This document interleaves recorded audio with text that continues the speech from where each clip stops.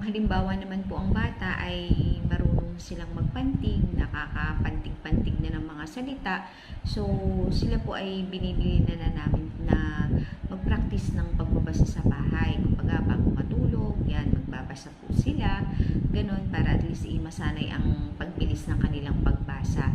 Kasi po dito naman po sa tutor ay 1 hour lang po ang bata, napakabilis po ng oras. Mas madami po ang oras nila sa bahay, so lagi pong bili namin iyon. Hindi po din kasi pwedeng ang bata ay ma-stop ng, kumbaga, walang nagpa-follow up, kumbaga. So kailangan ay diretso siya para bumilis ang bata. Hindi lang sa tutor dapat nakukuha ng bata, dapat pati sa bahay ay na-follow up din para at least masanay ang pagbasa nila ng mabilis.